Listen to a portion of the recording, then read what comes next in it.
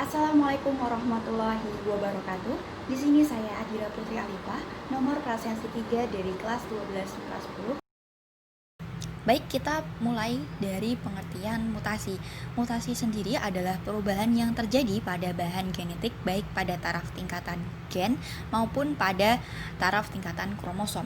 Pada mutasi ini melibatkan dua materi genetik yakni DNA dan RNA. Dalam mutasi ini terdapat adanya penambahan, pengurangan, atau penyisipan materi DNA tadi dan terjadi secara acak, namun hanya sebagian kecil yang dapat beradaptasi.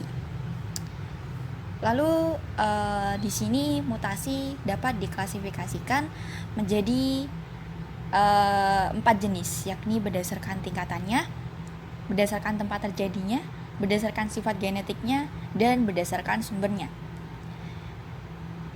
Berdasarkan tingkatannya, mutasi di sini terdapat mutasi gen dan mutasi kromosom.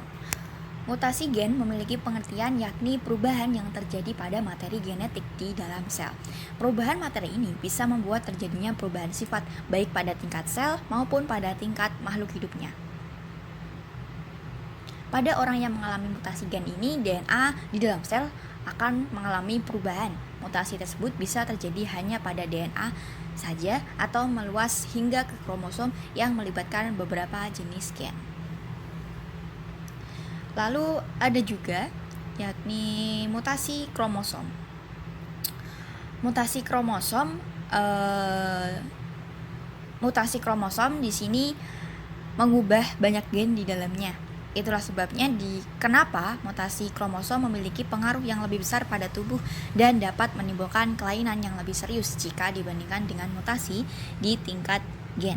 Pada mutasi kromosom ini terjadi karena perubahan susunan jumlah kromosom. Kembali lagi pada mutasi gen. Dalam mutasi gen ini terdapat 4 jenis lagi yang dibagi menjadi 4 jenis, yakni ada transversi, transisi, inversi, dan delesi. Pengertian dari transversi sendiri yakni terjadi pergantian basa nitrogen yang tidak sejenis. Sedangkan transisi yakni basa purin yang tersubstitusi oleh basa lain. Sedangkan inversi yakni perubahan letak gen-gen dan kromosom patah 2 kali. Sedangkan delesi di sini adalah penghapusan atau penambahan pasangan nukleotida pada gen. Lalu berdasarkan tempat terjadinya terdapat mutasi somatik dan mutasi germinal. Mutasi somatik itu terjadi pada sel somatik, sedangkan mutasi germinal terjadi pada sel kelamin. Pada mutasi somatik ini terjadi dampaknya hanya akan dirasakan pada individu tersebut dan tidak diturunkan. Faktor-faktor yang menyebabkan mutasi somatik ini yakni diantaranya ada sinar radioaktif, sinar ultraviolet, dan obat-obatan atau zat-zat yang bersifat mutagenik.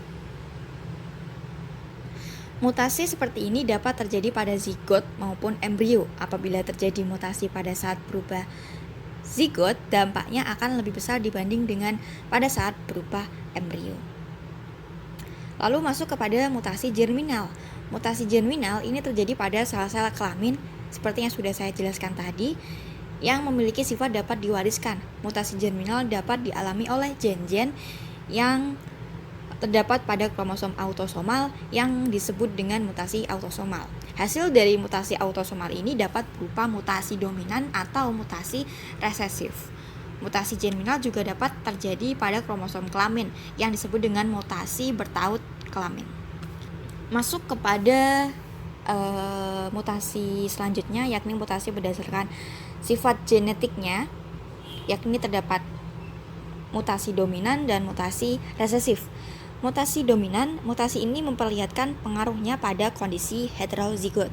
Sedangkan mutasi resesif, mutasi ini terjadi pada organisme diploid, misalnya manusia, dan tidak diketahui dalam keadaan heterozigot kecuali resesif pautan seks. Lalu selanjutnya berdasarkan sumbernya, mutasi dibagi menjadi dua juga, yakni mutasi alami dan mutasi buatan. Mutasi alami terjadi sendiri tanpa adanya campur tangan manusia, sedangkan mutasi buatan terjadi karena adanya campur tangan manusia. Sudah jelas dari namanya, yakni alami dan buatan, kita dapat mengetahui bersama bahwa terdapat perbedaan di antara keduanya. Mutasi alam ini tuh terjadi secara spontan. Diduga disebabkan oleh sinar kosmis seperti proton, positron, foton, sinar radioaktif, sinar ultraviolet, dan radiasi ionisasi internal, yaitu bahan radioaktif dalam suatu jaringan tubuh yang berpindah masuk ke jaringan lainnya. Mutasi ini memiliki dampak yang terjadi pada kehidupan manusia, hewan maupun tumbuhan, yakni adanya anemia sel sabit, albinisme, hidrosefalus, dan diabetes mellitus. Anemia sel sabit adalah sebuah penyakit yang terlihat bahwa homozigot resesif mengandung sel-sel darah abnormal yang pada kondisi tertentu, misalnya tekanan oksigen rendah, maka sel darah ini akan kehilangan bentuknya yang normal dan berubah menjadi bentuk sabit. Lalu selanjutnya ada yang disebut dengan albinisme. Albinisme merupakan suatu kondisi pada tubuh seseorang yang kekurangan pigmen kulit, sehingga kulit menjadi terlihat lebih terang. Selanjutnya ada hidrosefalus. Hidrosefalus adalah kelainan yang merupakan suatu penyakit memiliki ciri-ciri yakni pembesaran di bagian kepala karena menumpuknya cairan di bagian kepala. Lalu ada diabetes mellitus atau kencing manis. Selanjutnya yakni mutasi buatan. Mutasi buatan di sini tanpa adanya campur tangan dari manusia, atau bisa disebut dengan mutasi yang memang dibuat secara sengaja oleh manusia untuk suatu kepentingan dan dapat diambil manfaatnya. Mutasi buatan ini merupakan awal dari lahirnya rekayasa genetika dalam bidang bioteknologi.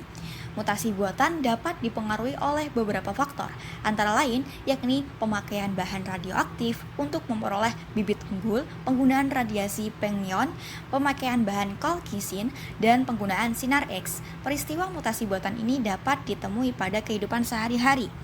Yakni adapun contoh-contoh yang menguntungkan di sini seperti yang terlihat pada mind mapping, yakni terdapat tanaman gandum yang dapat berbunga dan berbuah lebih cepat.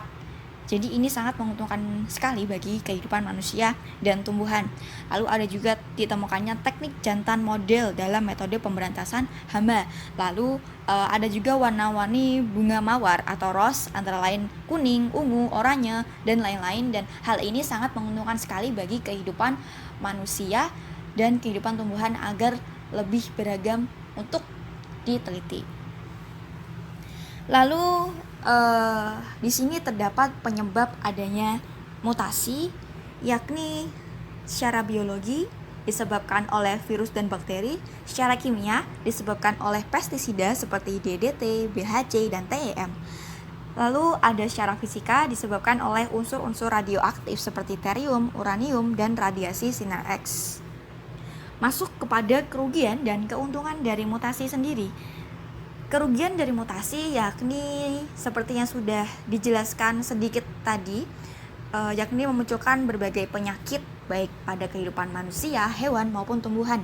Lalu yang kedua adalah memicu terjadinya kanker karena ada beberapa teknik mutasi gen yang bersifat karsinogenetik. Lalu yang ketiga adalah kesulitan tanaman dalam menghasilkan biji atau memunculkan benih yang unggul. Lalu di sini ada beberapa contoh penyakit yakni yang sudah dijelaskan tadi, ada albinisme, kanker, hidrosefular, dan lain-lain. Di balik kerugian yang dipunya, mutasi di sini memiliki berbagai macam keuntungan juga, karena seperti yang sudah dijelaskan tadi terdapat mutasi buatan yang dapat digunakan untuk kepentingan manusia dan dapat diambil manfaatnya. Yakni keuntungannya pertama, yakni terdapat tanaman mutan yang bersifat poliplodi, yakni memiliki ciri-ciri berbuah besar, berproduksi tinggi, lalu benihnya unggul, dan lain sebagainya, sehingga ini dapat memudahkan manusia untuk memproduksi lebih banyak lagi tanaman-tanaman yang dibutuhkan dalam kehidupan. Lalu yang kedua adalah menghasilkan bibit unggul. Jadi dari mutasi genetik buatan tadi dapat diperoleh manfaatnya, yakni menghasilkan bibit unggul yang nantinya juga dapat berguna bagi kehidupan manusia. Lalu yang ketiga adalah dapat mengendalikan populasi. Adanya mutasi genetik buatan ini dapat mengendalikan populasi makhluk hidup, karena di sini manusia bisa mengontrol suatu populasi dari suatu makhluk hidup yang gunanya agar tidak terjadi kepadatan populasi yang menyebabkan banyak permasalahan-permasalahan dalam kehidupan manusia. Sekian yang dapat saya sampaikan. Lebih dan kurangnya mohon maaf. Terima kasih. Wassalamualaikum warahmatullahi wabarakatuh.